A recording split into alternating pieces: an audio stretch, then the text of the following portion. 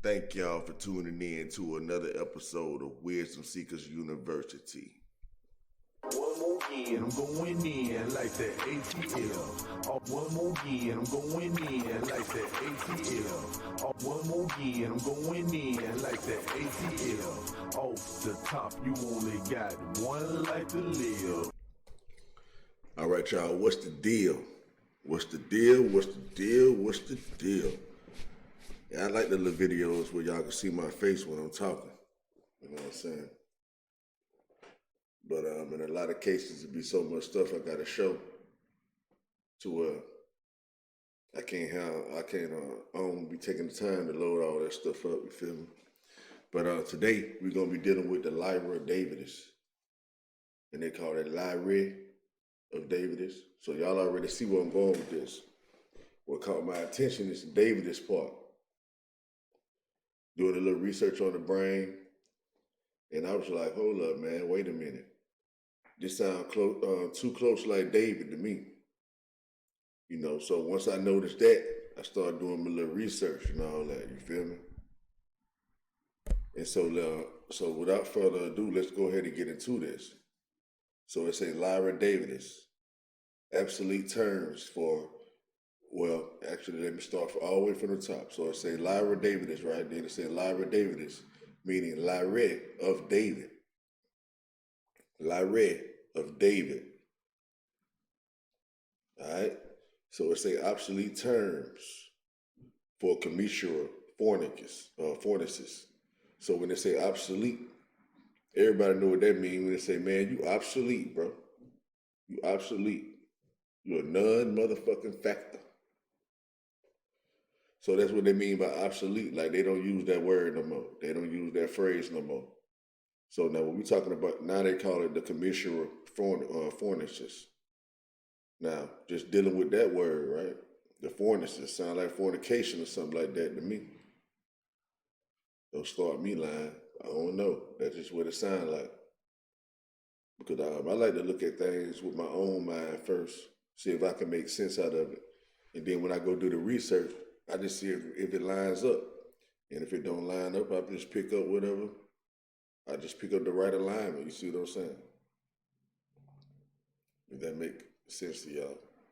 So when we say commissura, that sound like commission. That sound like, you know, earn a commission or something. That's just what popped up in my head when I heard the word. All right, like a commissary or something like that. But anyway, let's get into it. It's also found in the dictionary, thesaurus, encyclopedia related to commissura fornicis, hippocampal commissure. All right, so it's a commissura fornicis, a triangular subcolossal plate of commissura fibers resulting from the convergence of the right and left fornix bundles that exchange numerous fibers and that curve back in the contralateral fornix to end in the hippocampus of the opposite side. Yeah, I like to read things kind of slow first, you know. I like to read them slow and then read it again to make sure I understand what's going on. So I got to read it again. So it say the triangular. So when I think of triangular, I'm thinking about pyramids and all that. Subcolossal plate. Subcolossal, that means something that's a little smaller than something else, but it's big. It's colossal. Colossal means grande, like large, right? And then you got of the commissure fibers. So it's made up of fibers, all right? And then you got resulting from the conversion. So it happens because it converges, right? The conversion of the right and left fornix. So it's two parts to the fornix. It's the right fornix and it's the left fornix, right? But they converge. That means they come together. They say the left and right fornix bundles. So it's bundles of fornix, right? You know what I'm saying? It's bundles. And what does the bundles do? The fornix bundles, they exchange numerous fibers, right? and that curves back in the contralateral fornix to end in the hippocampus. So it said curves back, so that means it looked like a horn or something, right? So it said it forms back in the contralateral fornix to end in the hippocampus of the opposite side. So it goes to the opposite side. So it forms and and that curves right back in the contralateral fornix to end in the hippocampus of the other side, right? Of the opposite side. So it curves into one side and end in the opposite side. All right, so the synonyms, y'all see the synonyms. Basically everything we just said except for delta fornixes, right? And the salterium and the transverse fornix. So when y'all see any one of these words, it's letting you know they are synonyms. They are synonyms, all right? So the salterium word, that kind of remind me of Psalms, like the book of Psalms. Since we're talking about David, right? They say David wrote the book of Psalms. That he was a singer, that he was dealing with the harp and all that. So the origin of the word Lyra or Lyre is means harp. It's dealing with a harp, a stringed instrument. All right. Lyra and Lyre is dealing with a stringed instrument. So understand that. Now, did the Bible come before the understanding or these words? You know what I'm saying? Did it come before science or is it the same thing? That would be my question. Are these things so related because they are one? Or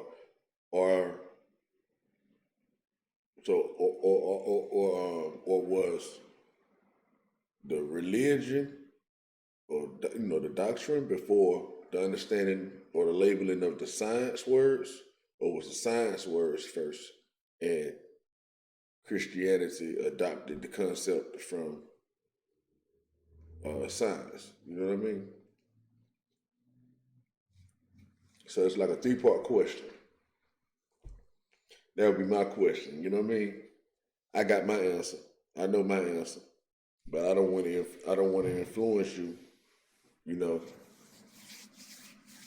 as far as like telling you what it is. I'm just gonna show the facts. So I guess that is kind of like influencing because you should come to a certain conclusion. Well, not necessarily, right? But fuck all the small talk. Let's go ahead and get to it. Next slide, all right? So just a couple of more pictures for y'all. Y'all see it? So these are the pictures of the Lyra Davidis in your brain. These are the pictures. These couple of pictures right here. Just let y'all marinate on it. Let y'all check it out. Look at it for yourselves. Because I know people don't really like being told. Like, they kind of like to visualize it for themselves. All right. So now, a thing I noticed about it is that the bottom picture is saying anterior columns of fornix, right? So when I thought about columns, I'm thinking about like the pillars, the twin pillars and stuff like that, you know. But I don't know if it's dealing with that or not, but that's what I thought when I saw it. Knowing that we're dealing with David and all this kind of stuff, right? And then I thought about the little bracelets people be wearing, like the little, you know what I'm saying? Look like a workout thing or something like that.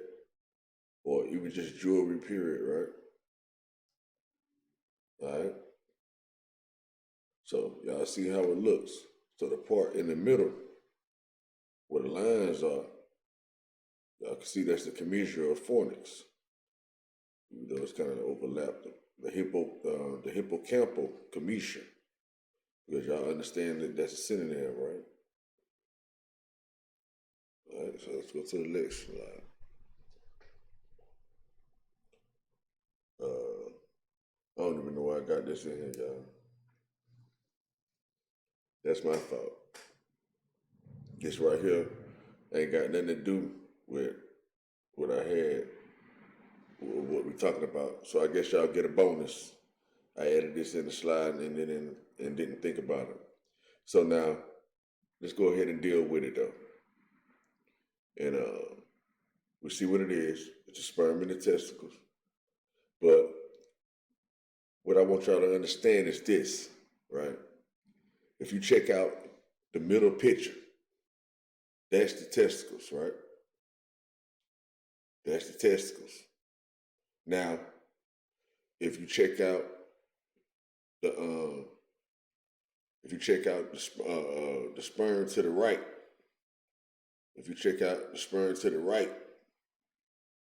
it looks like the thing that's around the testicles. You see what I'm saying? The testes or whatever, right? It's similar. It's very similar. And now if you look at the brain at the bottom,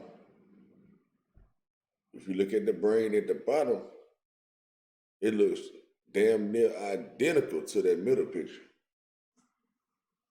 So, yeah, if you think about it, this is saying that everything up here, that's your brain and stuff, and all your cranial nerves, that's what the little wires are down at the bottom left, right? Those are your cranial nerves and everything that's coming from your brain stem, okay? Technically, you got 12 cranial nerves is what they say. And so, to me, it was just eye-catching and ironic that the pictures were so similar. That like really blew me away, that it's truly as above, so below. As above, so below. It's just crazy, man. And the fact that we form, you know what I'm saying, like the one on the right and all that, but yeah, but we are sperm, you see that? Like the one on the left. You got the head, you got the mid body, you got the legs, which they call the tail. And we swam, you see what I'm saying? We swam. Yeah. So when you get to looking into these words and all that, checking out these words, it'll get deep, you know what I mean? But I just wanted to drop that on y'all. Y'all just got that little bonus. You know, probably ain't gonna really hear this nowhere else. You gonna catch no comparison to this. I still might cut it and upload it separate still, you know what I'm saying? All right, so let's go ahead and go to the next slide to stick to the topic at hand, because we got a couple more diamonds to drop. So now, if you check out the pictures, right? Well, let's go ahead and read first, because I know some people gonna probably try to read ahead. Then we'll go to the pictures, right? So it's saying, and Saul's servants said unto him, behold now, an evil spirit from God troubleth thee.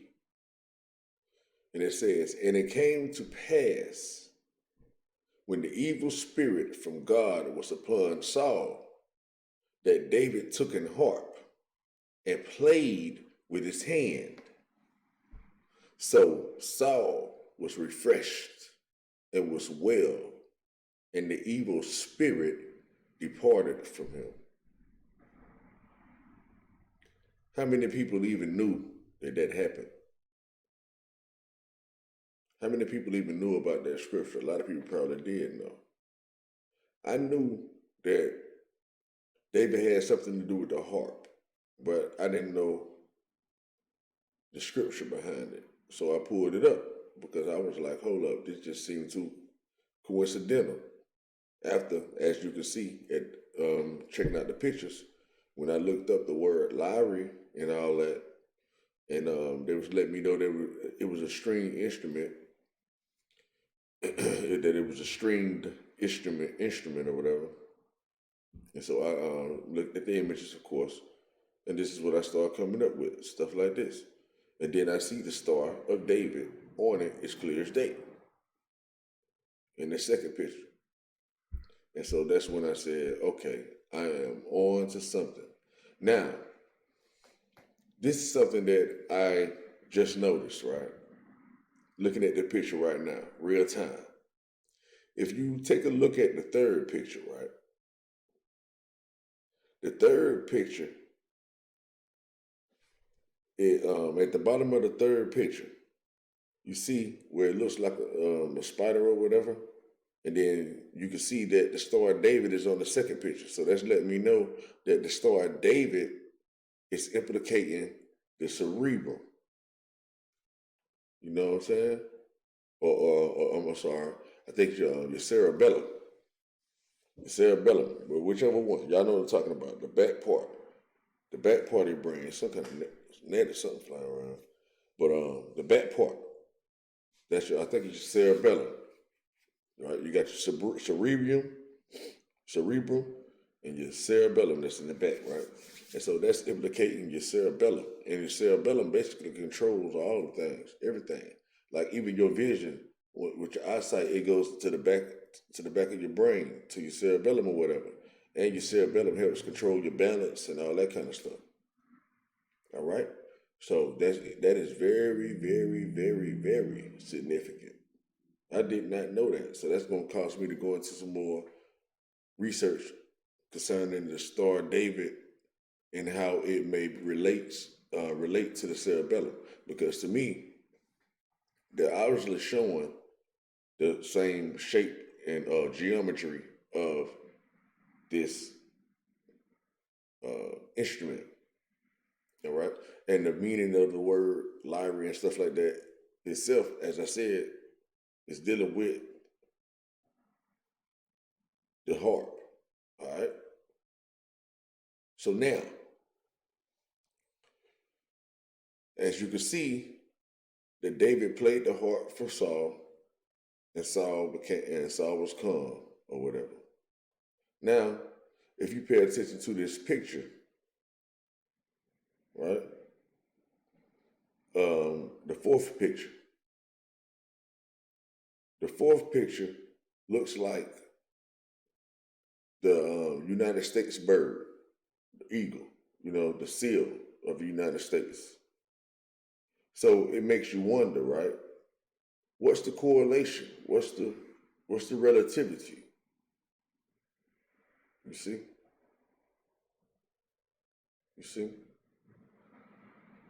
Is it more to it than we know? So let's go ahead and go to the next slide. I see that. And that. Boom. Got him. All right. So now let's go ahead and go to the next slide. See what we come up with. Now, this is the bird I'm talking about. That's the eagle. You see it at the top right-hand corner. Say the Lyra Davidis or the harp of David. You know what I mean? Interchangeably. It could be either one. But you see the eagle I'm talking about, right? Yeah. It's all symbolic. Understand that. It's all symbolic. Everything is symbolic. It's all right in your face. Another one. Yeah. Real talk. When I was looking at the pictures or whatever, the images, it just show them. Whoa, wait a minute. What's that doing over here? The United States eagle don't have no business doing being over here. So once I saw that, I just related it together, man, as I should, But yeah, I think that might be the last one. Yeah, so that take us back to the top, right? So I really just wanted to let y'all know, for the ones that don't want to get into some more details that I'm about to give you, that everything is related together, and that the Lyra Davidis is connected to the harp of David. All right? And so do you some more research on this so that you can truly understand what it does. and that it also represents the pyramids of Egypt and all that, and so many other things that you can correlate it with. Because a picture is worth 1,000 words, is what they say. One picture can speak 1,000 words. So you can put it together however you choose to put it together. Understand it however you choose to understand it. And if you don't understand any of it, that's fine too. Okay. So, yeah, for the ones that want to hang out a little bit longer, I'm about to go ahead and start sharing my screen a little bit and see what else we can come up on. All right, show y'all some more pictures and stuff like that. All right. So, with that being said, let's go ahead and see what I can pull up for you right quick. I was dealing with the atmosphere and all that.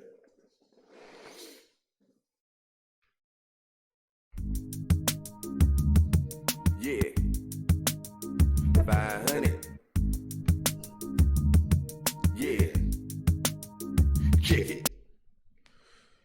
All right.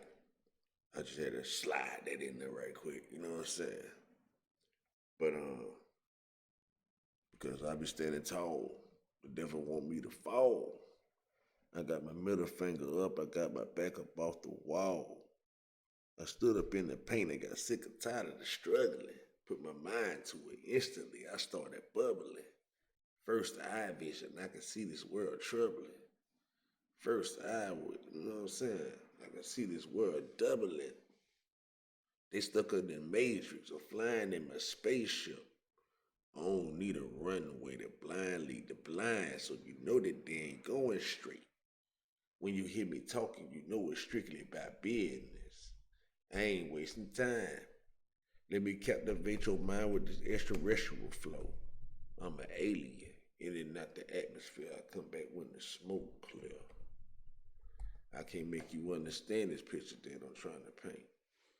If you catch it, then you caught it. If you don't, oh well. I'm converting tenants into cash and make it bankable. Come on, man. Come on, man. Who dealing with that?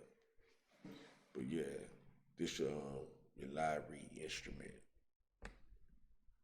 This your Lyre instrument. Just different kinds, different forms, you see. Different kinds and different forms. So you see all that there.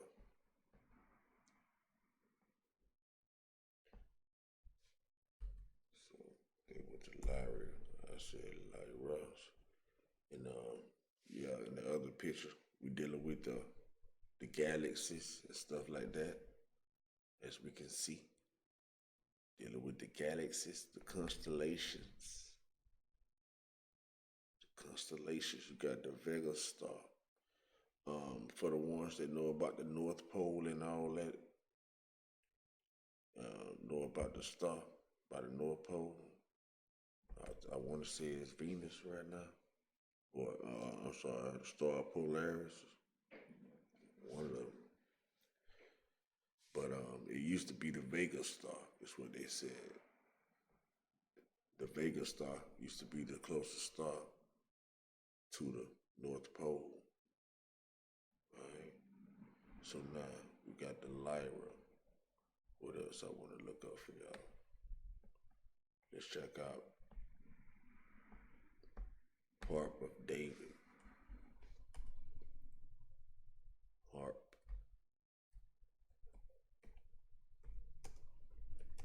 Of David. Because like I said, I done already ran it down to y'all. What's really going on. Yeah, and it's so many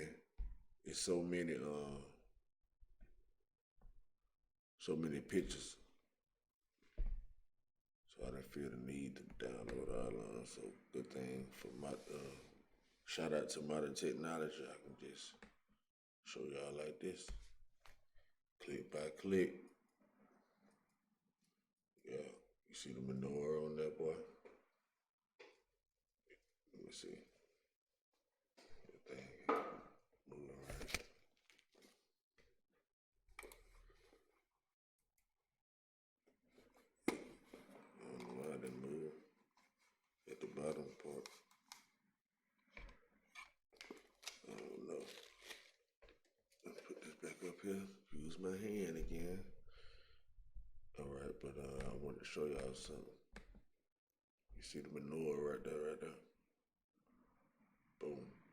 So same thing as a matter of fact, yeah, that's what I want to show y'all right quick.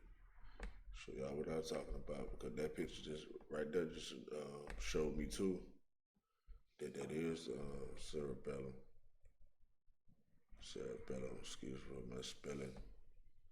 I missed the E ain't L ain't do too bad. Check out pictures of that cerebellum right quick. Yeah, I did tell y'all the right name. That's the cerebellum. That's at the back of your brain. That's at the back of your brain. That's the cerebellum. You see it? Let's see. What else we got? Yeah, let's look. I don't know how to do that.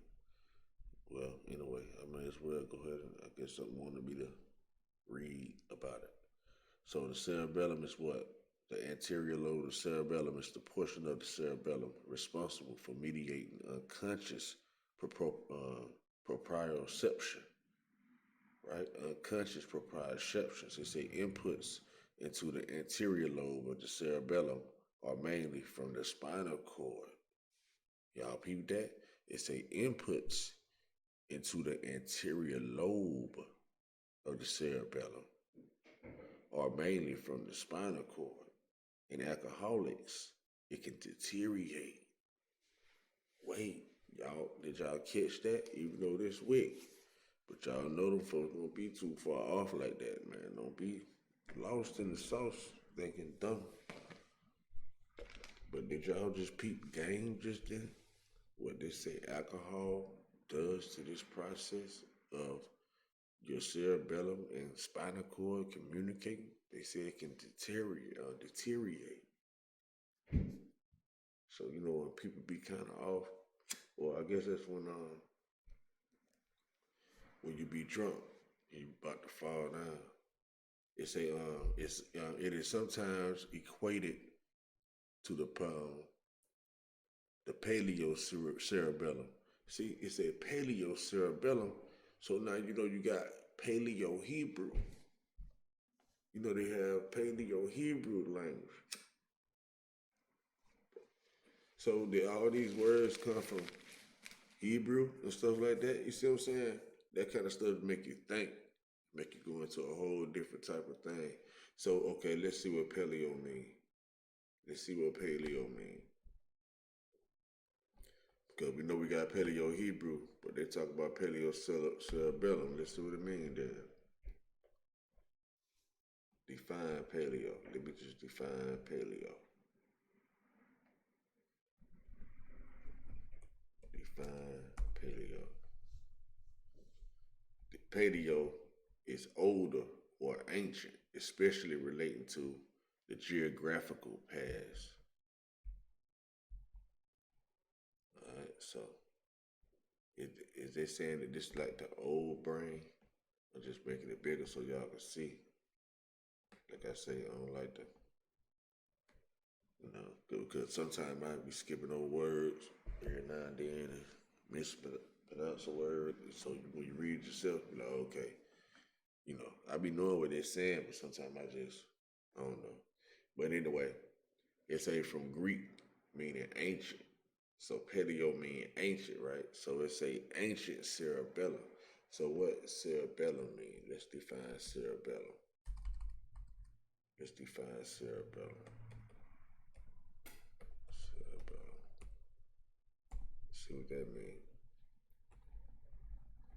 So the cerebellum is the part of the brain at the back of the skull in vertebrates. So we vertebrates, right? Its function is to coordinate and regulate muscular activities. So it's saying that when you drunk, your muscular activities deteriorate. So that means you can't coordinate or regulate. Hey, when it go down, boy, you need to be able to regulate and coordinate. You know what I'm saying? That's very necessary to your defense. So that means if somebody gets you drunk, they basically gonna conquer you. If they trying to slaughter you, all they gotta do is get you drunk and knock off your coordination and regulation. Even though you want to do something, but you can't regulate it. You understand? That's what. All right, let's see. So it's a cerebrum. So I was saying something about the cerebrum too, but that's the top part of the brain. Did it say sometimes? Did it say sometimes mistaken for it? Nope. It's a diminutive of. Let me see. I got to see what diminutive means because I think the cerebrum is the top part. All right, cerebrum is the principal and most anterior part of the brain and vertebrates located in the front area of the skull and consisting of two hemispheres, left and right, separated by a fissure.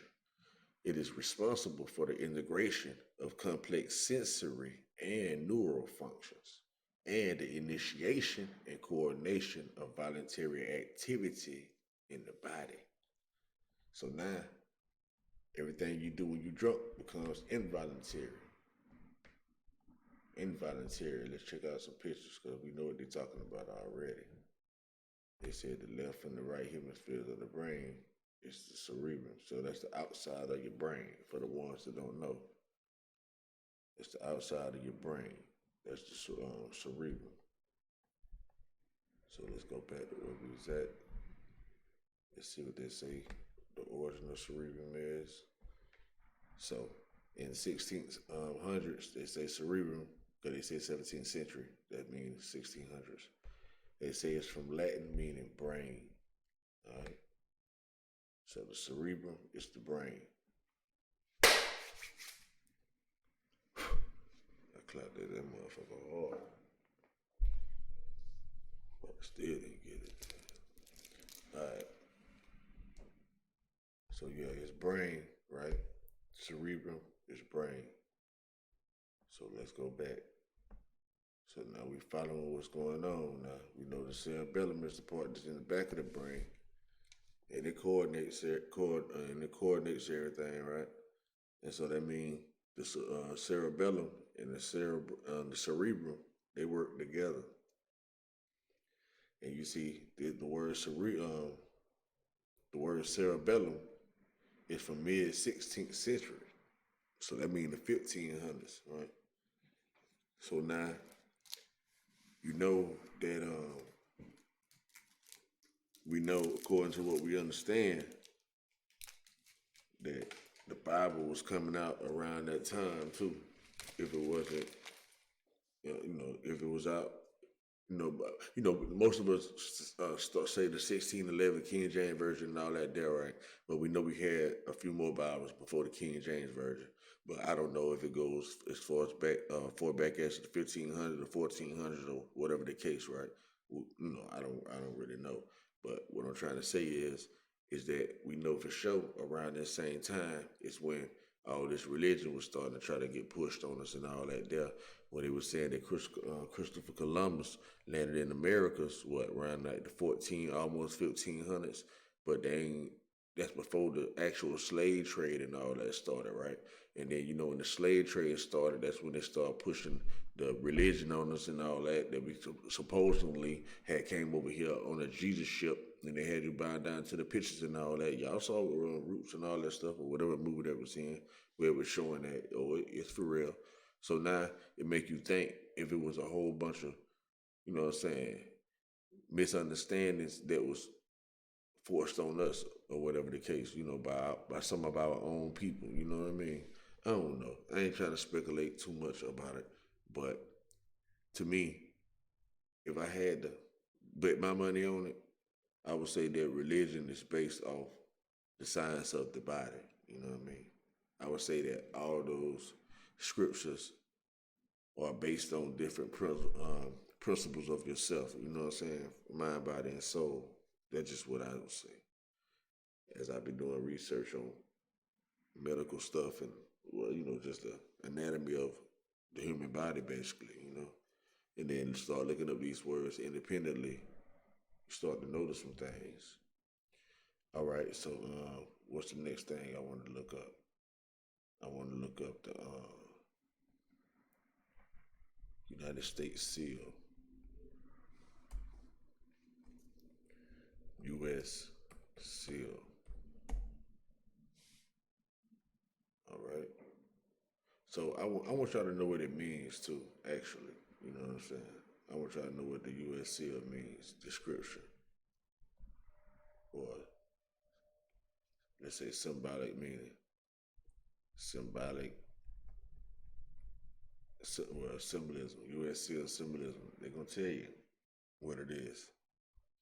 So it's I think it was one that I had saw. It was pretty interesting. Let me just read this one.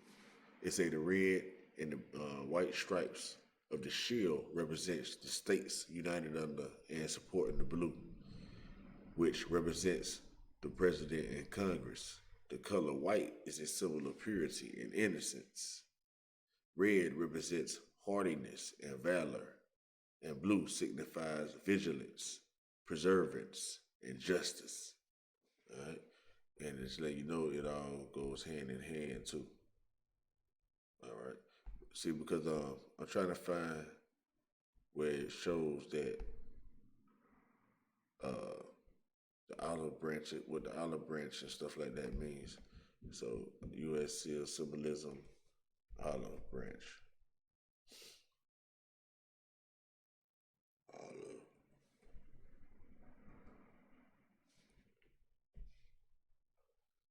Olive branch.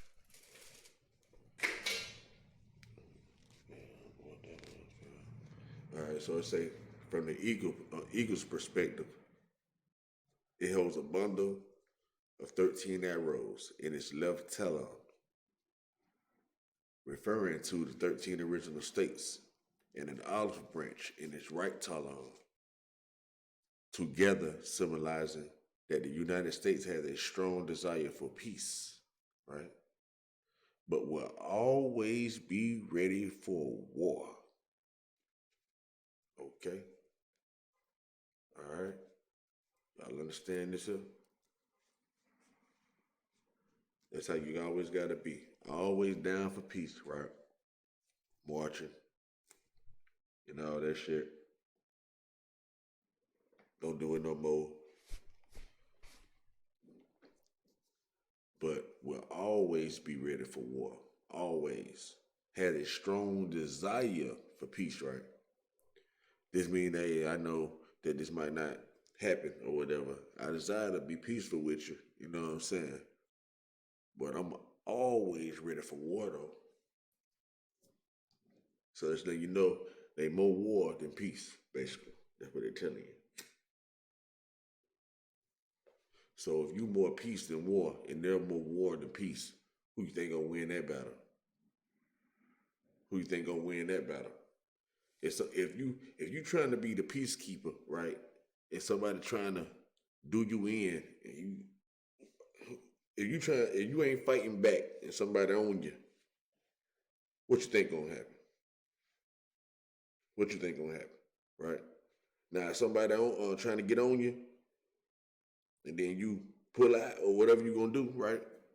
It's like, hey, I was about peace, but now you done made me get about that war. You see what I'm saying? So it's like that. It's just like that. It's just like that. But it's good to know these things. So let's say, see olive branch petition. Let me just see what that say right quick. Every time I get on this thing, I get a shirt. All right, so let me see what that means. The olive branch petition was a final attempt by the colonists to avoid going to war with Britain during the American Revolution. It was a document in which the colonists pledged their loyalty to the crown and asserted their rights as British citizens. The olive branch petition was adopted by Congress on July 5th, 1775. So the colonists didn't want to go to war with Britain. That's what y'all just heard them say. So, contrary to popular belief, when they were saying that, hey, we just ready to go to war, no taxation without representation. They say, nah, they shot them boys a letter. That means Britain was ready to go to war with them. Because they say the Olive Branch Petition was a final attempt by the colonists to avoid going to war with Britain. All right? During the American Revolution, it was a document in which the colonists pledged their loyalty. Right? They pledged their loyalty to the crown and asserted their rights, right, as British citizens. So most of these folks are British citizens. So what is it to be a British citizen? You know what I'm saying? But we ain't finna go into all that, right? And then you'll really understand what's going on with this law. You understand what's going on with law. Difference between common law and judicial law and all that kind of stuff. All right, so let's go back. I don't want to get too far off beat. So let's see what else they were saying. So they say the motto, well, one thing at a time. The supporter is a bald eagle, proper display. All right. So it say the motto is E pluribus unum. The crest is a glory, or breaking through a cloud. Let me click on this because it's giving me half information. So let's go down to what we were just reading, if we can see it, if it's on there. As a matter of fact, man, let's look at these pictures. I'm passing by these pictures. I be noticing when I be doing my little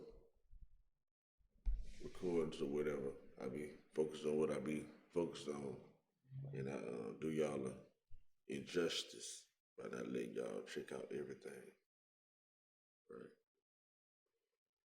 Because I know we're very visual people. I know a lot of times y'all might not like all that reading, but sometimes you gotta read, man. They say put it in the book. More than likely, we ain't gonna look. That's what they say. I've been try to turn this down. But I know, I don't really. Anyway, let me just let this go. So y'all see the picture, right? They already told y'all the 13 stars mean the 13 colonies. This our seal. This our United States seals. Let you know who they represent. It lets you know too that the olive branch mean peace and the arrows in their hand means war. Alright? And so y'all already know who had the arrows and all that back in the gap. It was us. Us. Yeah. I can't really put a name on us, the colored people. The people of color, I guess I should say. Yeah, they be hating on my microphone sometimes. But anyway, yeah, that part. So, and then we saw already that this actually represents the brain too at the same time. It represents the brain at the same time, right? So, I don't know what y'all is like. So if it's representing the brain, got the arrows and all that, you know what I'm saying? At the bottom of it, you know, that's representing the cerebellum, right? The white feathers at the bottom of the eagle. That's representing the back of the brain. The two wings representing the left and the right hemispheres of the brain. The cerebral. And the eagle head and his body's torso is representing the brain stem. And the fornix and all that. Like we're just looking up not the brainstem, not the fornix really in particular, but I meant to say I just had a brain fort.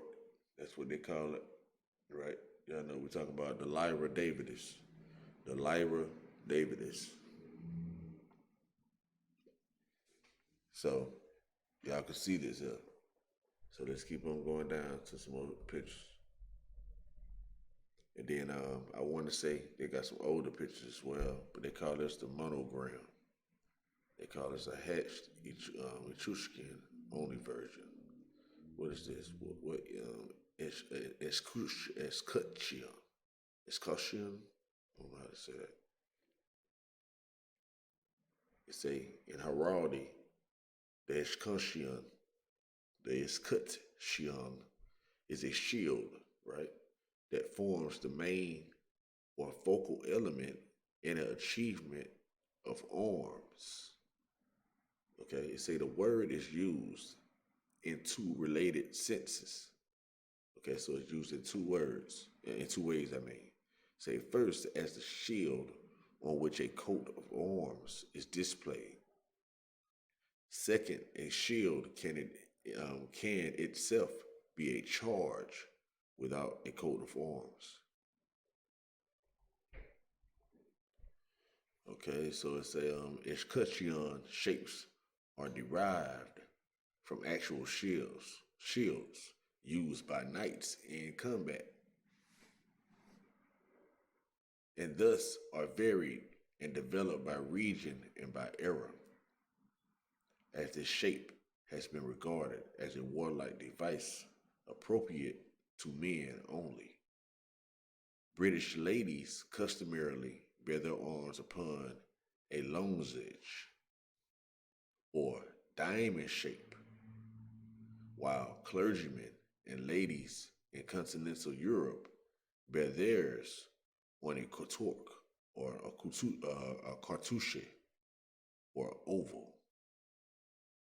Other shapes are in use, such as the roundel, commonly used for arms granted to Aboriginal Canadians. By the Canadian Heraldic Authority, or Ngoni shield, used in Africa heraldry. So now that's going to be a whole different little research, checking out the different types of shields based on the people. So when you see some of these old wars, we might be able to look at the shields to see, okay, this was these kind of people, but they have this type of face. Or you got these kind of people, but they might have watched it to be this, because in some occasions, even like with the with battles or whatever the case, I think I've noticed round shields looking like an omphalos or something like that. So that lets me know that that's dealing with the Aboriginals. All right, because it says that theirs was round, like roundel. They say roundel, so to me that means round, even though I don't know for sure. All right. So now they say though it can be used as a charge on its own, the most common use of the coat of arms, as a form of marshalling. All right. So say these escutcheons are usually given the same shape as the main shield. When there is only one such shield, it is sometimes called section, something like that. So heraldry is a broad term. So marshalling is heraldry, is a broad term encompassing the design, display, and study of armorial bearings, as well as related disciplines such as vexillology, together with the study of ceremony, rank, and pedigree. Armory, the best known branch of heraldry, concerns the design and transmission of the heraldic. Okay, so let's see. So that's the new the Nguni shield. That's cool that they do this. I didn't know it does this. Well, I'm having to click on it. Y'all see that? So those are African shields. All right. African heraldry. See what that is. Okay. So Canadian Authority. We got Aboriginal Canadians. You see, they ain't showing no pictures of nothing. So Indigenous Canadians, also called as Aboriginal Canadians, are indigenous peoples with the boundaries, or within the boundaries of Canada. They comprise the First Nation.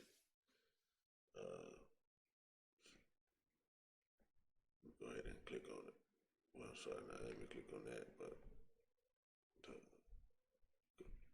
there we go. So it's saying, are the indigenous people within the boundaries of Canada? They comprise the First Nations, Inuit, and Métis. Although Indian is a term still commonly used in legal documents, right? Basically, in so many words, it's saying that's not really what it is. That's just what's being used in legal documents. And Eskimo have somewhat fallen into disuse in Canada, and some consider them to be pejorative, whatever that means, pejorative. A pejorative is a word of grammatical form expressing a negative connotation or a low opinion of someone or something, showing a lack of respect for someone or something. It is also used to express criticism, hostility, or disregard. Sometimes a term is regarded as pejorative in some social ethnic group. So y'all see where they're going with it. It's something that's negative.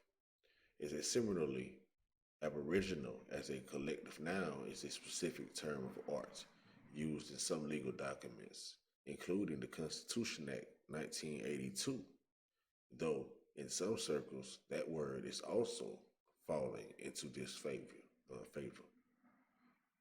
Old Crow Flats and Bluefish Caves are some of the earliest known sites of human habitation in Canada. The Paleo-Indian, right? We were just looking up the word paleo, and we was looking up we saw Paleo cerebrum, right?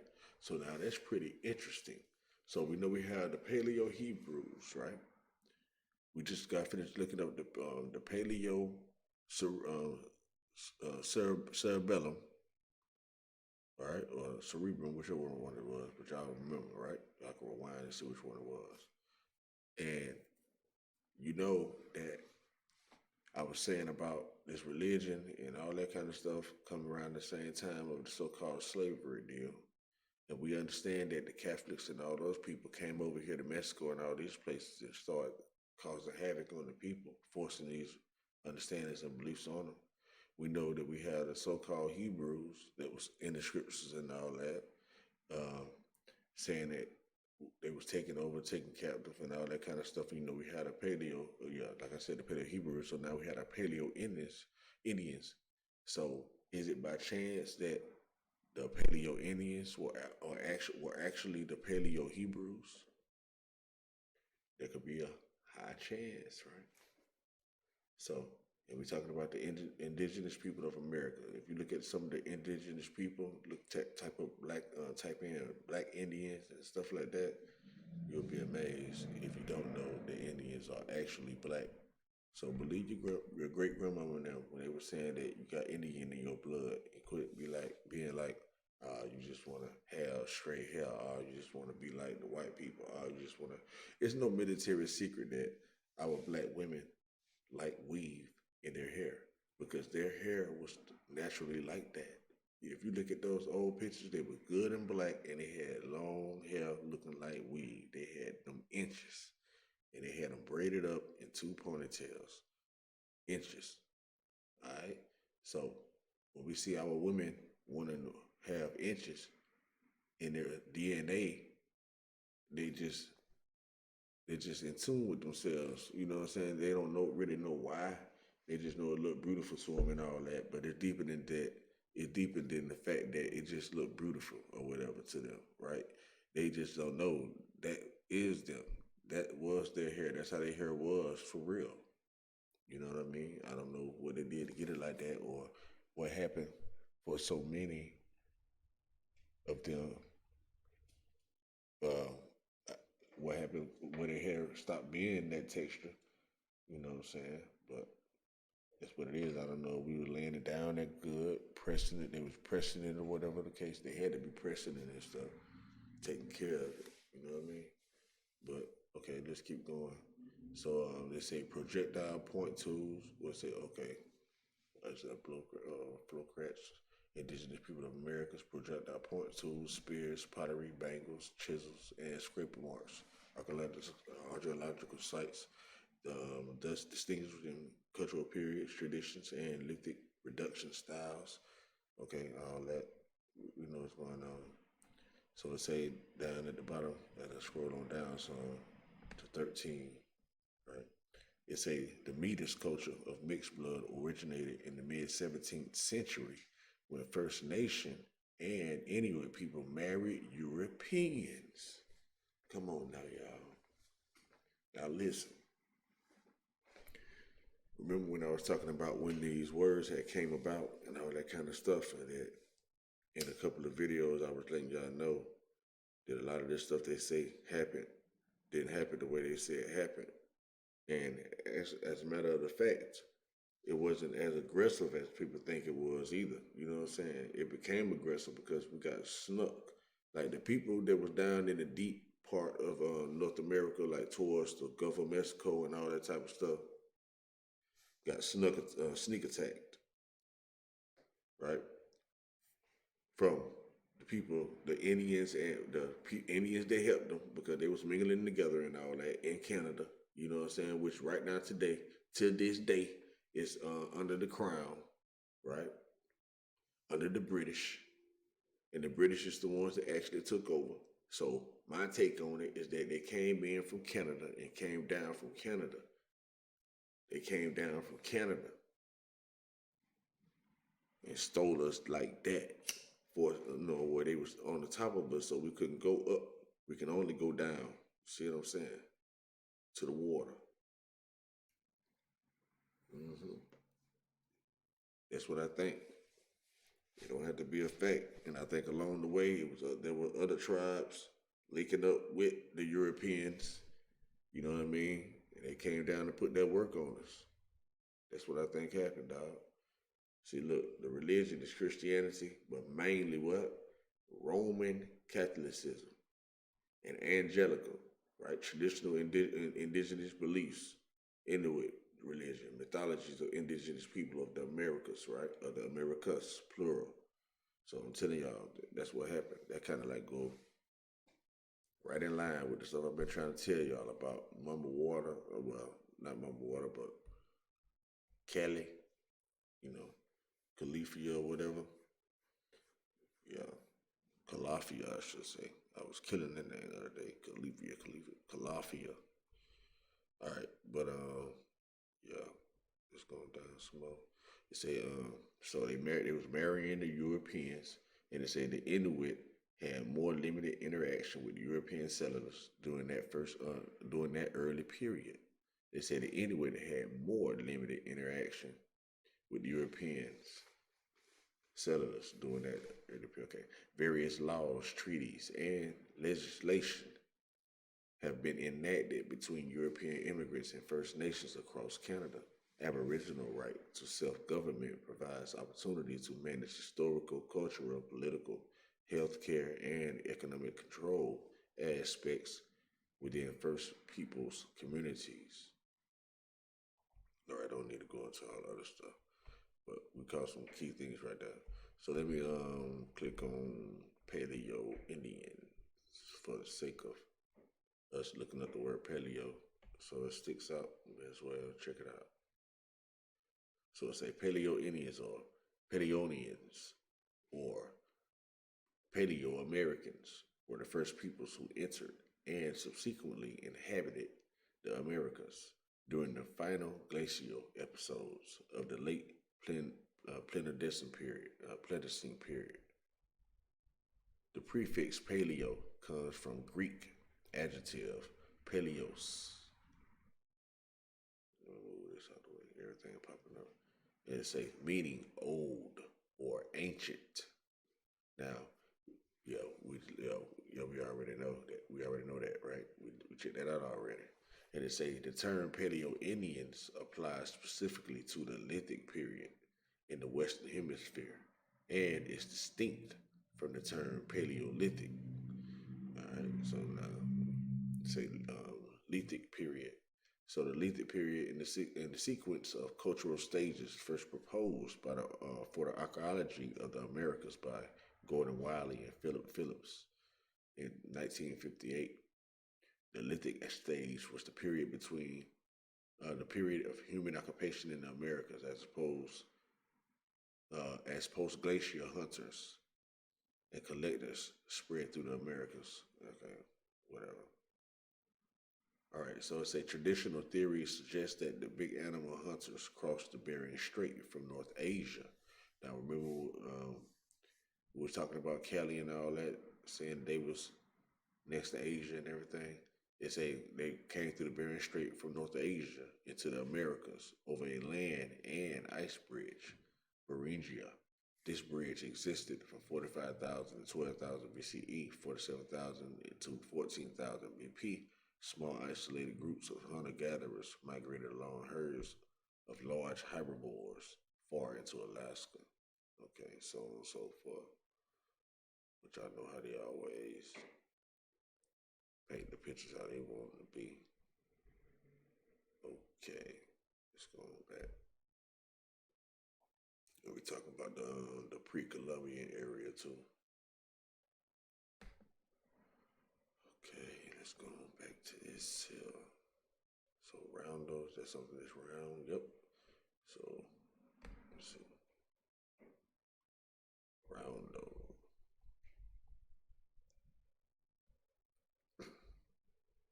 Well, not exactly round though. It ain't round. More like an arrow. Put this over.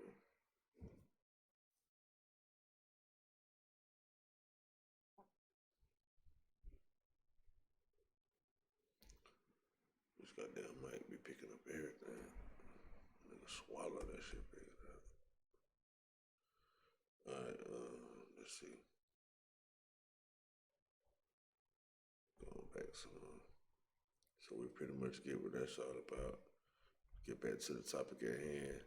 So like that's why I said earlier, that people that want to get into some detail, you just do it. But for the most part, I done already talked about what I wanted to talk about. Even though it always extends to something else because there's so much stuff to learn. You can't never learn everything, man.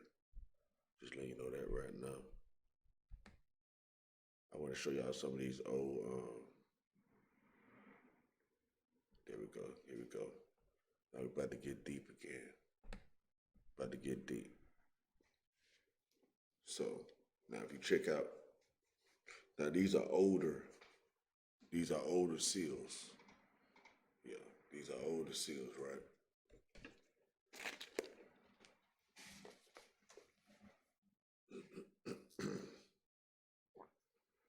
Excuse me about that swallowing,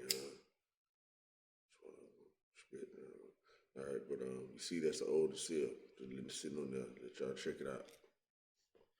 And that was an ugly ass bird, wasn't it?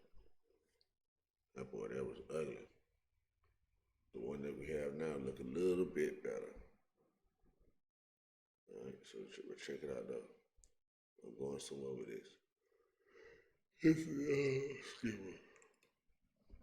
Excuse me. This is 1782. 1782. This one is 1825. 1841. 1877. 1885.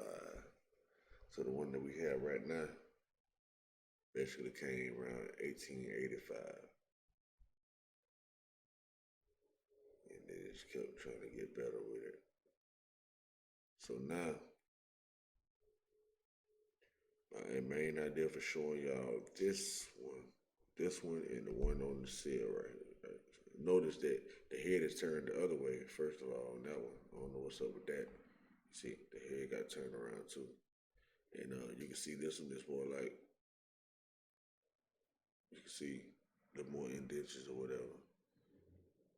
All right, so now I want to show y'all this.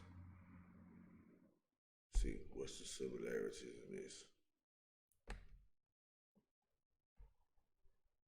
So let's see. Let me get out of this. I gotta go click out of that. So y'all see the relation with that. So let's see. Zeus Eagle. Let's just see what come up. Because I was trying to go directly to it. Look at that. But I just want to see something because I want to pull up something else as well. Though. Let's see something.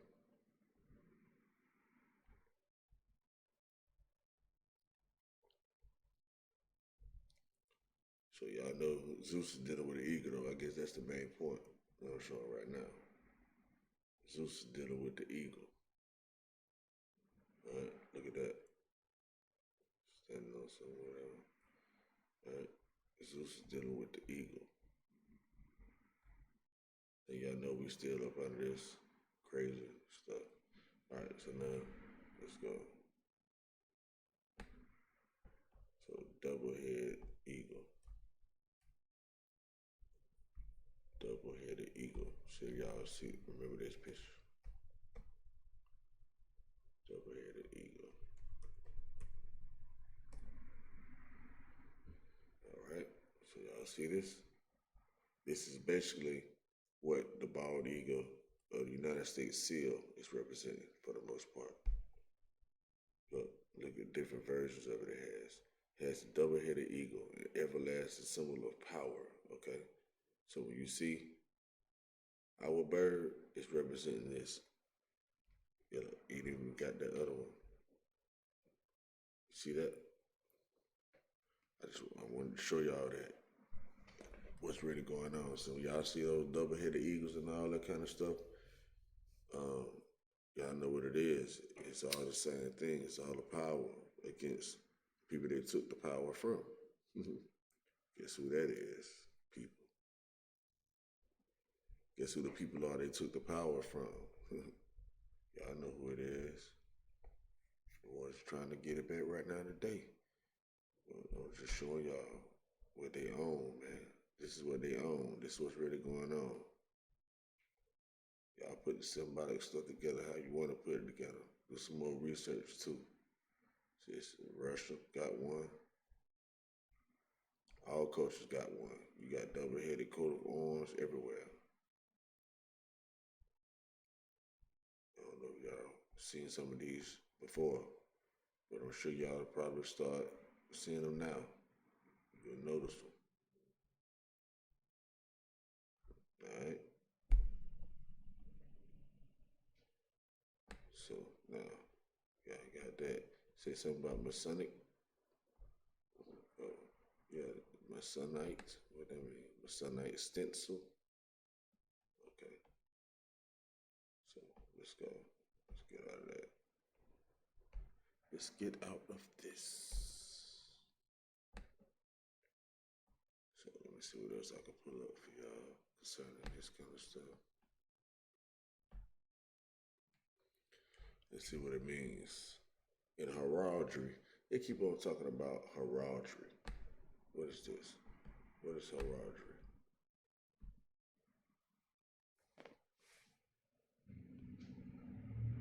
What is heraldry? They talk about eagle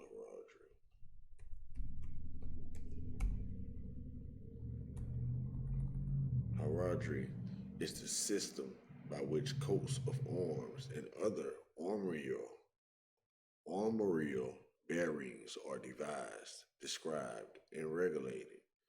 Armorial bearings or other heraldic symbols, right? A colorful ceremony. So if you call yourself a nation of people and stuff like that, you got to have a coat of arms, symbolizing what you all about. Symbolizing, hey, I'm about peace, but I will give you war. So don't mess with me, basically. All right. So it's dealing with coats of arms.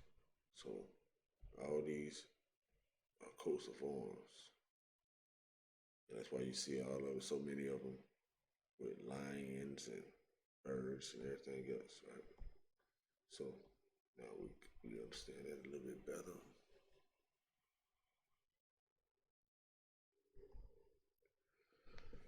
Get back out of that. So now he was saying in erotic vexillology, the double-headed eagle is a charge associated with the concept of empire.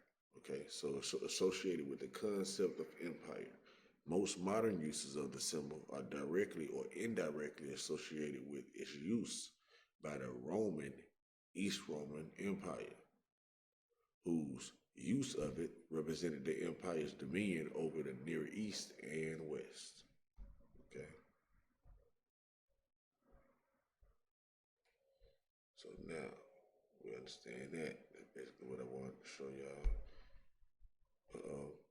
So let's say the two-headed eagle is of Hittite origin.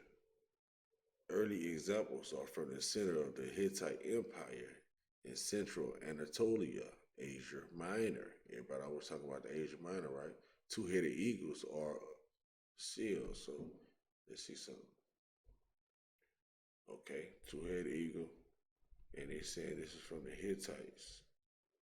So let's go down to the origin right here. Make this a little bit bigger. And it's a little bit bigger so y'all can read it. All right, it say origin. It say the two-headed eagle, excuse me, is of Hittite origin. Early examples are from the center of the Hittite Empire in central Anatolia, Asia Minor. Two-headed eagles are on seals, but also on sculptures. In the last case, they have other beasts in their claws and are apparently the symbol of the ruler standing on it. Thus, the two-headed eagle may have been the symbol of the tribe of the rulers, but also of the ruler himself. Okay? So they was worshiping the ruler, following the ruler. Okay, so this is Hittite. It's Hittite.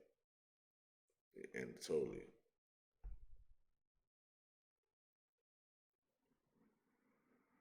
All right. So, okay, this is pretty important. I guess I'll read this part. What that was. So this is the Middle Ages, right? They say after the Hittite two-headed eagles, there is a gap of almost 2 millennia to be filled. In the meantime, the emblem of the supreme commander in the Hellenistic world was a monstrous head, being the head of the army personified by Medusa. Now we know Medusa was a black lady, okay? So what Medusa got to do with this? You see how information is circular? It's a Nike or Victoria, all right? So now it's again, in the meantime, the emblem of the supreme commander in the Hellenistic world was a monstrous head, being the head of the army personified by Medusa, Nike, or Victoria. Now, if I'm not mistaken, Medusa was a real woman, and she was a black woman, and she had dreadlocks, and they called them snakes. And then they personified Medusa as Nike or Victoria. And Nike means victorious or victory. And just so happened, we all like wearing Nikes. I wonder why. And then they have Victoria's Secret. So what is Victoria's Secret, y'all? Y'all see what I'm saying? That's deep. Whoa, Victoria's Secret. Now I get it. Huh? So they really talking about Medusa. This is crazy. And they say after the introduction of Christianity in the Roman Empire, the cipher of Christ consisting of the Greek letters Xp, Chi, Riho, became the emblem under which the army would conquer, and hoc signo vinces. The supreme commanders attached this cipher to their shields, sometimes surrounded by a border set with precious stones, sometimes with a garland of laurel. London Laurel or something like that, or L'Oreal. Okay, the XP, Windows XP, the XP Cipher as a symbol of the armed forces was maintained in the West by the Carolinians. But the Carolinians, what? Are we talking about the Carolinas? But seems to have been abandoned afterwards. It is striking that the two-headed eagle appeared for the first time at the borders of the Christian world, and thus may have been of pagan or Muslim origin. It's a later also adopted by Christian commanders. The first pieces showing a two-headed eagle may have been booty captured by Christian commanders in the Reconquista in Spain, and may have been the emblems of the Umayyad supreme commanders. Now, if I'm not mistaken, the Reconquista happened in Central America. Okay? Which they say in Spain because it was Spanish territory.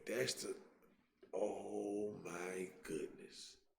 They some slick people because in actuality, that is what you're doing, right? So that's just like if you in Puerto Rico and you attacking Puerto Rico, you could say you're attacking the U.S., which would be misleading, having you thinking that we're talking about North America, the U.S., right? But we know the U.S. is also the Virgin Islands, and the U.S. is also, you see what I'm saying? It's the U.S. territory, so it's U.S.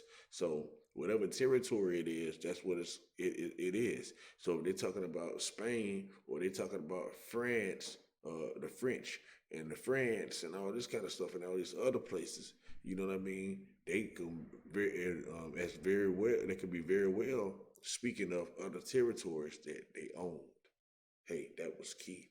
See, we got to run through Requesta and all that just to make sure to see if that's dealing with Central America or is it actually dealing with Spain, literally on the grounds of Spain. You see what I'm saying? Which I highly doubt because I think I looked that up before. And it say it may have been okay. It's a early European two-headed eagle state from the early time of the Rivatio Imperi of the House of Saxony in Germany. Like I read it already in Bulgaria. That's pretty interesting. That's some interesting information. So we have a picture of the double-headed eagle. Okay. So, okay, part treasury, Bulgaria and France. All right. Just a couple more pictures. So we know all these pictures are symbolic too. So you gotta check them out and just, you catch it, man. So y'all already know that this is symbolism. You see, you got the eagle at the top, but you see the man with the wings on him. So now you can see that this is symbolic. So what did it say? The Archangel Michael killing a devil. Hold up, wait a minute. And a monk. A two-headed eagle between the arches. Mount St. Michael, about 1000 AD. Avalanches, Bibliotheque, Municipale, MS 50. Did y'all just see what they just said? It say the Archangel Michael is killing the devil and a monk. Come on, man. What's going on right here? What's going on? Y'all talk to me, man. Somebody speak to me. Somebody talk to me in the comments, man. Let me know what's going on, man. They say this manuscript is from the time of Otto III, crown emperor in 996 to 1002, who strongly propagated the Renovatio Imperi. So that we was just reading about right at the top, something like that. Okay, it say also as the archangel Michael was the patron of the Castilian and French kings. Now what the hell are they talking about now? What the hell are they talking about right now? Now, are we talking about mythology, or are we talking about there was a real archangel named Michael killing shit? What are we talking about right here? What are we talking about? And they say he was a patron of the Castilian and French kings. The scene may refer to the killing of the Muslim devil, his emblem being attached between the arches. So he killed the Muslim devil. So it's a piece of silk fragment of yellow two-headed eagles on purple ground. Okay. Say for a short time in the 12th century, the two-headed eagle was used in Spain. For a short time in the 12th century, that's 1100s, after the capital Toledo had come into possession of the kings of Castile in 1085, pieces of cloth with two-headed eagles are also from the time of Alfonso VII of Castile, who had united the Spanish kingdoms, was crowned emperor over Spain, over all Spain's in 1135, and calling himself on his seals, Adolphus, Emperor Hispania. Again, these pieces may be of Muslim origin and may have belonged to commanders from the Almoravid Empire, from which Toledo was captured. Now, understand too that back in what they say that the Moors didn't the Moors running Spain up into the 1400s. Ain't that what they say?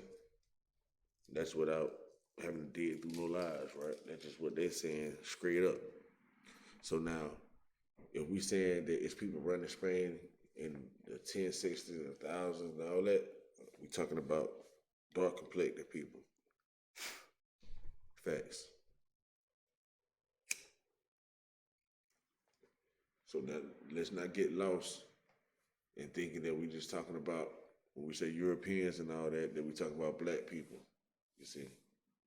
We're not necessarily talking about white people. You see what I'm saying? All right, we're not talking about white people. We're talking about black people. Just no pun intended. Just saying, it's the truth. All right, so we see what's going on with all these double-headed eagles and all that. So when y'all see these double-headed eagles, y'all already know what it is. So it's a two-headed eagle with lions, Spain, 12th, 13th centuries, green silk with golden figures. All right, this cloth maybe it was part of the part of treasure, dress himself. They ain't get no meaning of what it is. All right, say two-headed eagle in the West, the Holy Roman Empire. The next step in the development of the two-headed eagle in the West was the adoption of the two-headed eagle emblem by the Holy Roman Empire. This adoption is documented by Matthew Paris in the Chronica Major. He shows us the arms of King and Emperor Otto IV, the first being Gules, 3 lions, passant, or the mediating, or an eagle sably, the second, or a two-headed eagle sable. I think it's sable. The last arms have been the arms of the Holy Roman Empire until the end of the 15th century, it's 1400s, right? Before they became the arms of Germany. German nation of the Holy Roman Empire in 1806. A long time away. So it sounds like whoever has the double-headed eagle is the ruler of the world. Almost. And everybody still was able to adopt it, I guess. So it say this coat of arms classifies the Holy Roman Empire as basileus, a title often bestowed to the Western ruler in Byzantine correspondence. It matches with the German title Kaiser, rather than the title Imperator Semper Augustus, which was on the seals of the Western Roman ruler since the coronation of Charlemagne. All right, we know Charlemagne was black as well.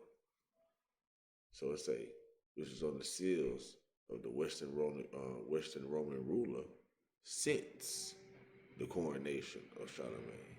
This, in fact, meant a degradation, as the emblem of the Western Roman Empire had been a square cross before. So it was a degradation. It used to be a square cross, it said. After the Fourth Crusade, however, it was propagated by the Holy See that the Latin Empire was the restoration of the former Roman Empire. And for that reason, the Latin emperor bore the square cross as his emblem. All other major rulers in the Latin Empire was Caesars from that point of view and bore a two-headed eagle. In fact, the two-headed eagle of the Western Caesar is an augmentation of the arms of the German king, who had a black eagle as his emblem since the end of the 10th century. Later placed on a golden background or shield, this emblem symbolizes rank of a consul.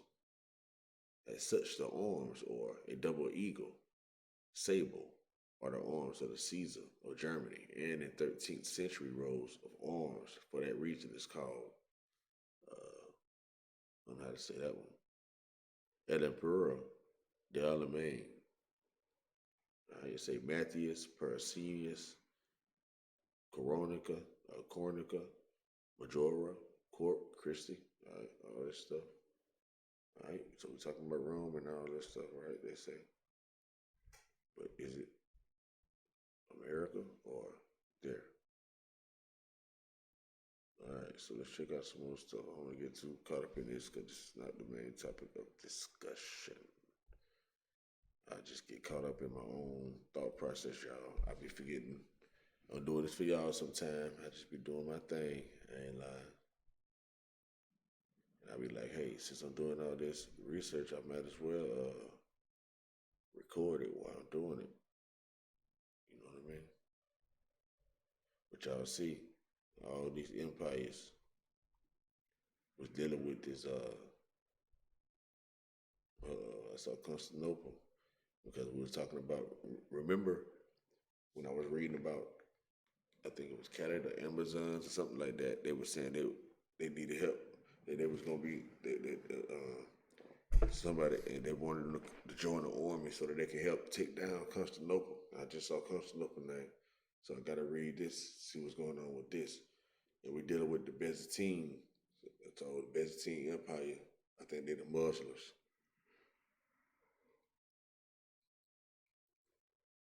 All right, it's the badge of rank of the Nicene, right? Nicene Council and Byzantine emperors was a two-headed eagle, okay? And they say after the capture of Constantinople by the Crusaders in 1204, a Latin Empire was founded.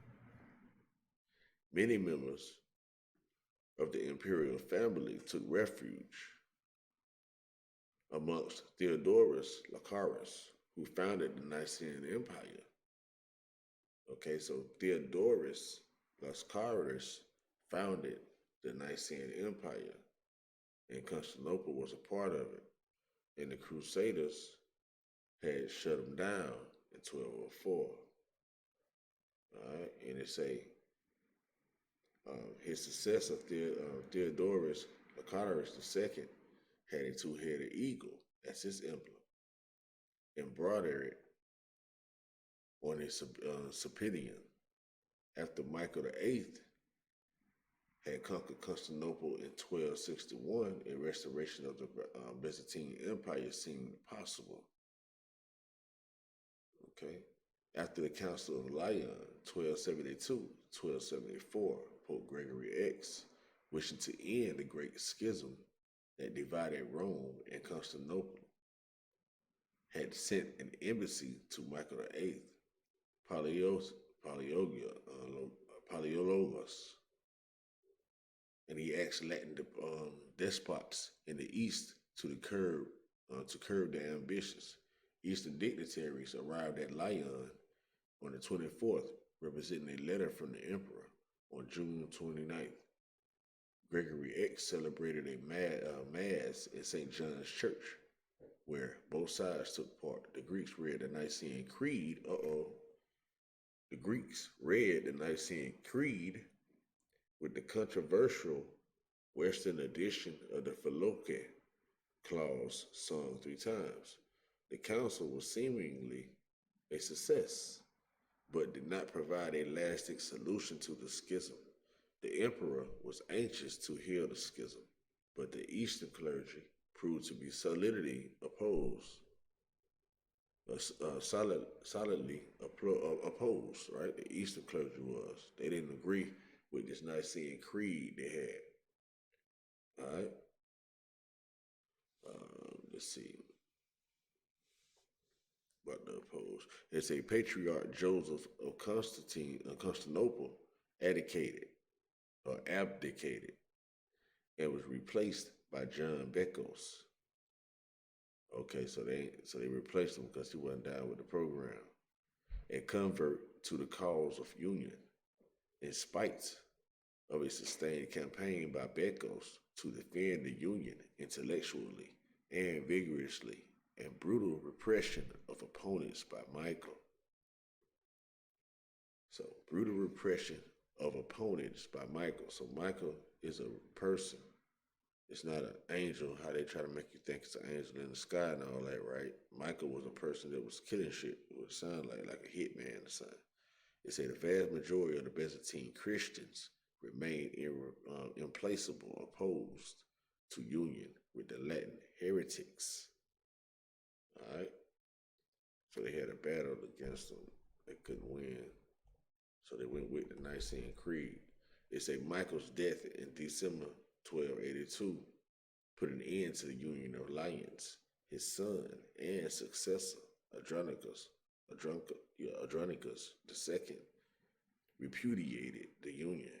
The Bekos was forced to abdicate, being eventually exiled and imprisoned until his death in 1297. He is to this day reviled by many in the Eastern Church as a traitor to orthodoxy. So they say he was a traitor. Andronicus was. Hey, this kind of now it's still looking like that.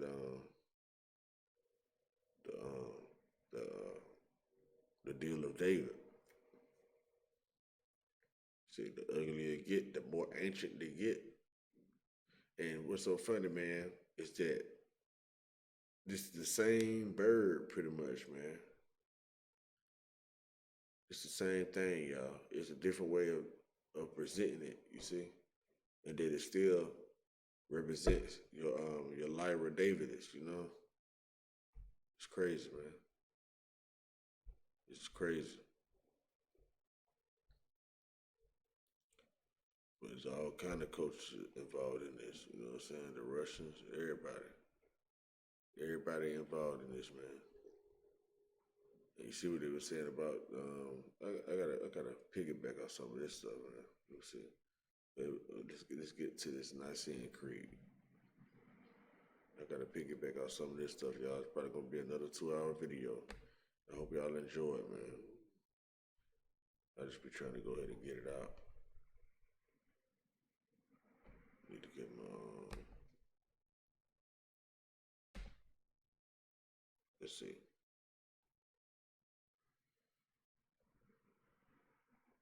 Nicene Creed online. Let me put online. Online. I should have just scrolled down. I probably would have been able to find it. Let's just click on it. Okay, what's the Nicene Creed? That the people from the East didn't really agree upon, right? There was so much war about. They went and started kicking ass, making everybody follow this, right? It said the Nicene Creed, we believe in one God, the Father, the Almighty, maker of heaven and earth, of all that is, seen and unseen. I agree with that. It said we believe in one Lord, Jesus Christ, the only Son of God. That's when we start getting into the the stuff they probably didn't agree with. It said eternally begotten of the Father, God from God, light from light, true God from true God, begotten, not made. See, it's of being with the Father. Through him, all things were made. For us and for our salvation, he came down from heaven. See, this is where the lies coming in at. By the power of the Holy Ghost, he became incarnate from the Virgin Mary and was made man. You see, for our sake, he was crucified under Pontius Pilate. He suffered death and was buried. On the third day, he rose again in accordance with the scriptures. He ascended into heaven and is seated at the right hand of the Father. See, this is a Nicene Creed that all the pastors have to go through. They believe this. It say, he will come again in glory to judge the living and the dead, and his kingdom will have no end. We believe in the Holy Spirit, the Lord, the giver of life, who proceeds from the Father and the Son. With the Father and the Son, he is worshipped and glorified. He has spoken through the prophets, right? He has spoken through the prophets. We believe in one holy Catholic and apostolic church. Apostolic church. We acknowledge one baptism for the forgiveness of sins. We look for the resurrection of the dead and the life of the world to come. All right? Whole bunch of bull, man. Okay? So this is what they wasn't with this. This Nicene Creed. That's what introduced Jesus Christ and all that. For the ones who don't know. This is when it got introduced.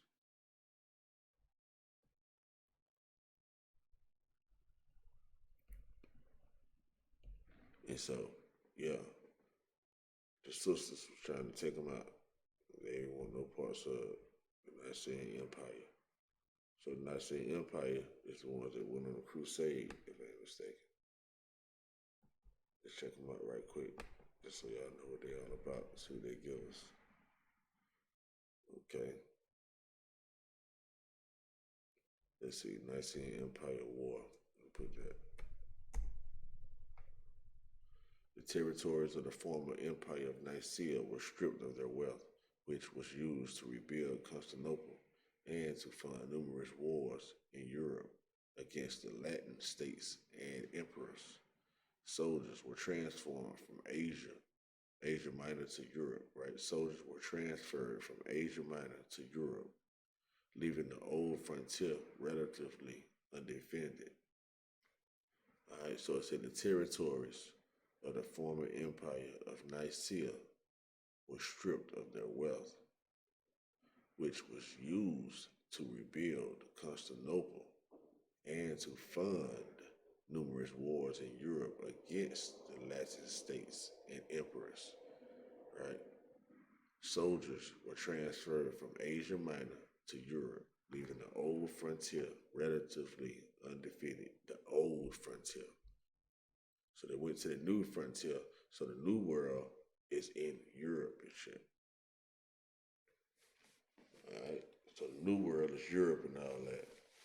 The old world is the United States, well, not necessarily the United States, but Asia Minor.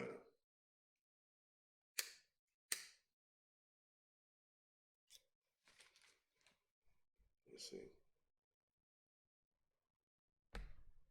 Asia Minor. What's the Asia Minor?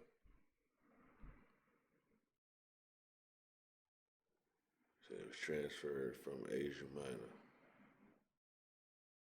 So Asia Minor is like right by Europe, almost. It's looking like.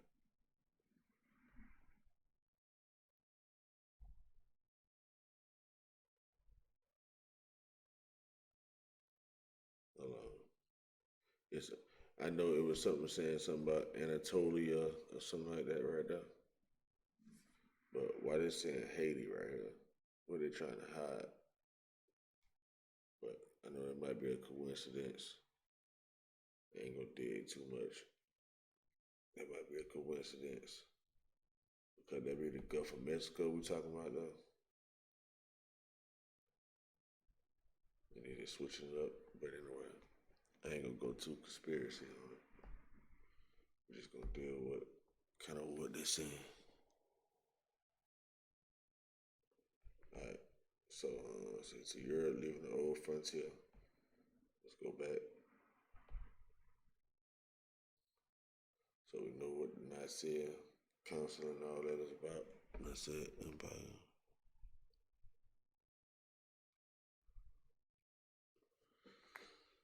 All right. So now let's go back up some more because I think I saw something else pretty interesting. I think I saw something else.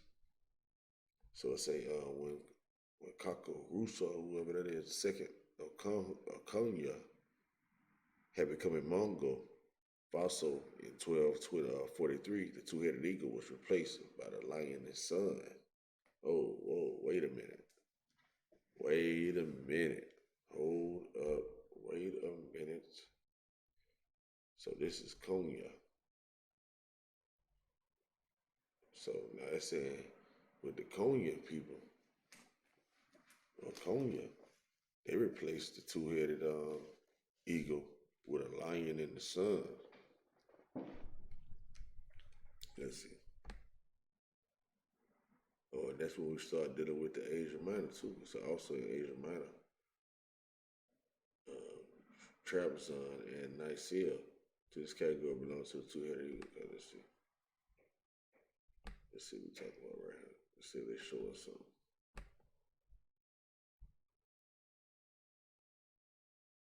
Let's see if they show us something. This computer motherfucker.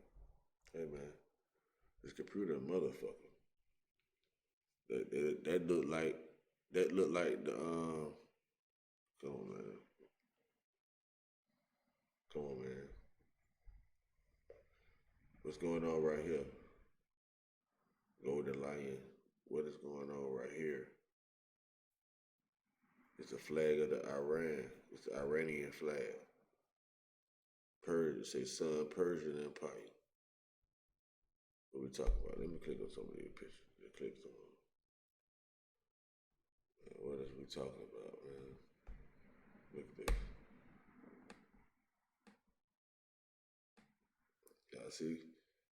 So basically they saying that this, well, they changed it though from the double-headed eagle, but they changed it from it, so it's basically the same thing. You see what I'm saying? It was changed. I just saw a dragon and everything. So we see the dragon with the,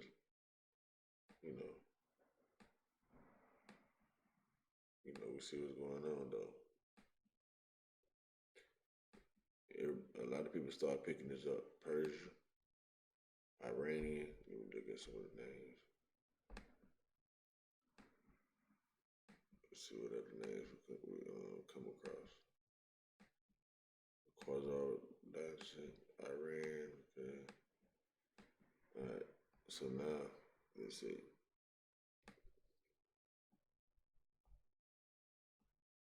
Let's see something right quick. It's crazy, man. Like I say, man, you just keep going and going and going and going and going. You say flag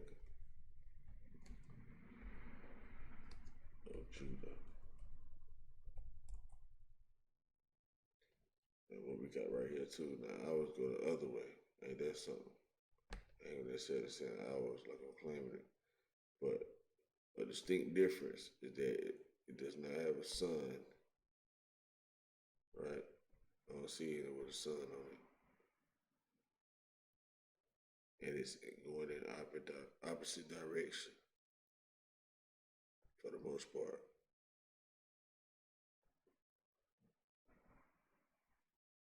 Okay. So I take the right direction because most of them going that way. And take it that it's not a sun associated with it because most of them don't have a sun, even though we know the yellow might represent the sun. All right, so let's go back. But nevertheless, it's definitely a lion. So understand that when y'all see the lions and stuff like that, take consideration. Does it have a sun with it or not? And I'm not necessarily saying there's anything bad either way or the other. All right, well, I'm just saying. Let's go scroll down some more soon as we get. I was actually scrolling back up. Because I'm trying to come on about this boy. Oh, as a matter of fact, well, I won't even, whatever I want to say, it ain't even secure. I'll get up out of this boy. All right. Oh, that's what I was doing. I was trying to go back and see if there's some more things I wanted to highlight. Let's see. Hold on. Empire, 1806. Keja, 3 lions, present. Okay, Eagle Sable. All right.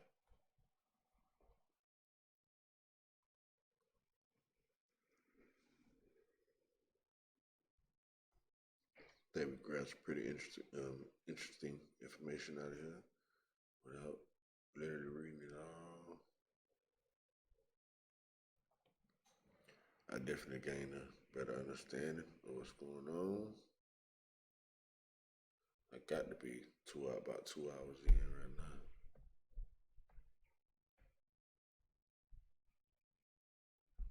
About to get ready to let y'all have it.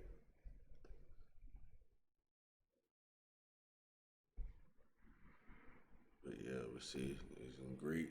Let's see, he said something about Masonic, Scottish Rite. So, all right. So y'all see what's going on. So we see what's going on, man. Everybody connected. I ain't trying to rub nobody the wrong way. I'm just saying, we really, really, really, really, really gotta know what we into and what it's really representing. So y'all see, there's also dealing with Masonic symbology, whatever it means. Only they know, right? Scottish Rite one. See, and they also had a sign at the top. Crown. But we already know that dealing with your brain, right? We already know that. The essence of it is dealing with your brain. Don't forget, don't get lost that even though it's all this symbology, dealing with your brain, why they had a crown on theirs, because of your crown chakra. All right, and the crown chakra is what absorbs the energy or information, so to speak, for the ones that really understand what's going on. But yeah, y'all see it, pretty deep. Y'all see the part where the David and Lazarus, the Lyra Davidis strings are the commissure crosses at. That's where the birds meet at, right here. Right in the gut. Right in the gut. That's where everything crosses at. And if you can see the outline of this bird, which is pretty interesting as I'm seeing it now, it looks like the what was it? The cerebellum. Looks like the cerebellum. Let me see. The cerebellum still open. I probably, there we go. Look like that. Look like that, you see? Can y'all see similarities? I can see the similarity all day. Can y'all see the similarity between the cerebellum and that? Yep, I see it. And you see that they say the cleavus. So they're saying that's a clip. Oh, I should say it like that. But yeah, man.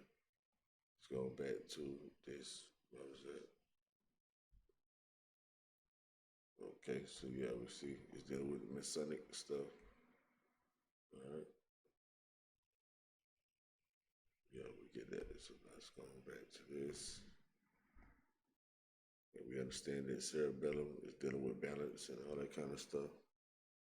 Alright. And this is very important. And you know what?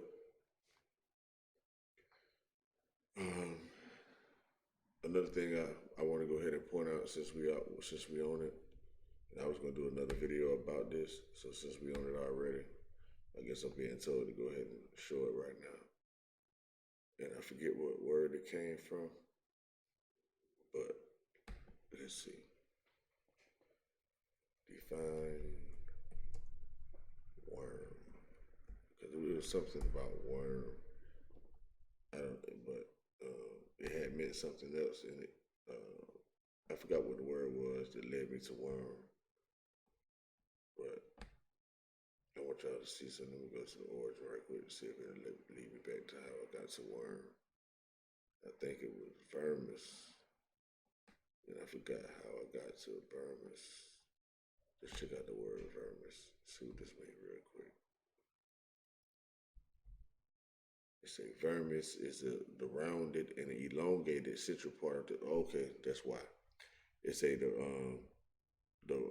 I was looking at this one day, and it say the vermis is the rounded and elongated central part of the cerebellum between the two hemispheres, right? Between the two hemispheres, and it says 19th century from Latin, literally meaning worm. So that's how I saw that. And then let me see. I think I had probably clicked on the pictures of vermis. And I forget how I get to vermis, why I even got to vermis, period. But yeah, you see, this the vermis. You see what I'm saying? Let's see.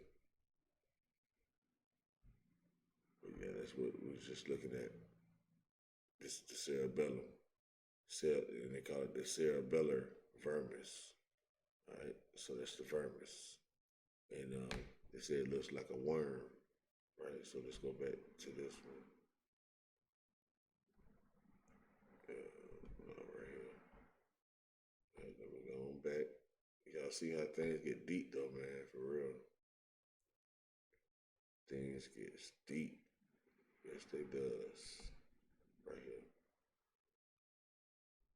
All right, you see. Now, let's check out a worm. And see, that's why they named it the vermis, because it looks like a worm.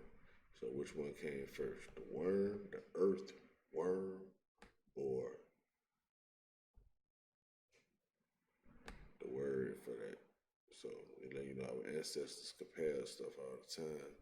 They were like, hell, it looked like a worm, and it probably has the same capabilities too. Right? So they named this that because it looks like this, or vice versa, or whatever. But we see the similarities. So that word comes from worm.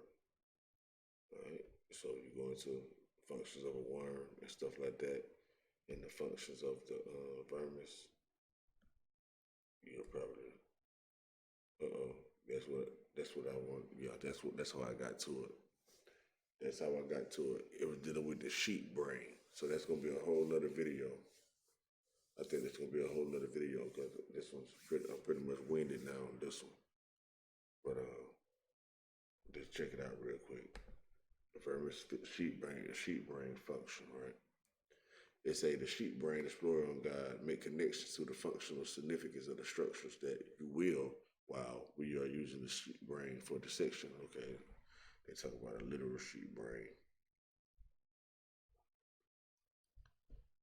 Okay, now let me not get to it right now toward the human sheep brain, okay? Which we know that, but it's function of this. So functionality, the verb is associated with the bodily posture and locomotion, okay? Damn, that's loud. Return on storage sense. What that mean? Oh man, see that? Hey, they all in my mix, man. Optimize storage usage. Return on. Okay, they're trying to let me know, hey nigga, keep on going. We ain't gonna let you put this out. Let me get off here. All right, so it's a functionality. The vermis is associated with bodily posture and locomotion. The vermis is included within the spinal cerebellum, and receives somatic sensory input from the head and proximal body parts via ascending spinal pathways, right? So functionality is what? The vermis is associated with the bodily posture, okay, with posture and locomotion. The vermis is included within the spinal cerebellum, okay? And so that's a part of the spinal cord. So it goes a part of the spinal. Man, that's so loud and aggravating. All right, so they say so you know a piece of the spinal cord goes into it. That's what that is. That's a piece of the spinal cord. It might be the back of your brain stem and all that, right? So I say the vermis is included within the spinal, okay, and it receives somatic sensory. So it receives sensory, the somatic kind, all right, input from the head. So it receives the sensory from the head and proximal body parts. So certain body parts via ascending pathways. So things that going up, like going to the heavens, all right, going to the mountaintop. They're like a mountain donor. Going to the mountaintop. All right, I ain't finna. Hey man, things get deep. Things get deep because there's some string instruments that look like that too. I ain't finna go into that. I ain't finna go that far into it, but y'all, I gotta get out. I think I gotta get off. I gotta get off of here. It's going way too long, and I'm about to go way too deep into a whole nother angle. I'm gonna hit y'all with another video to deal with some more of this. For real, for real. Yep, for real, for real. I'm gonna keep that one open. Come back and look at that when I close this out. So, let's see, string instruments right quick. Stringed Lyre instruments. Just so y'all can see a different kind. Because I saw another correlation. And I was like, don't nothing really look like that. You know what I mean? But I just saw one that looked like the cerebellum. I just saw, I remember one of these string instruments looking like the cerebellum. A specific name. It was a specific kind. I don't even see it. It was the one I was looking at had people on it. It looked similar to this, but it wasn't really this one. But it was similar to that one. It was similar to that one. Yeah, it was similar to that one. But they got some serious harps out there, man. For real. Like you put in Egyptian harps and stuff like that. They were serious, bro. They got some big ones. But I don't see that one that I thought I saw. Try to see how that boy look triangular and all that. Yeah, they got serious ones like that that's real. They look gold and everything else. So it must be one of the main instruments back in the days. Good harp music. Yeah. But yeah, my good people. I think it's gonna bring me to the end of my road for sure though, man. For the day. No. I'm gonna have to get back with y'all in a minute. I holler at y'all and stay up and remember, you got the power to do whatever it is you need to do. Peace.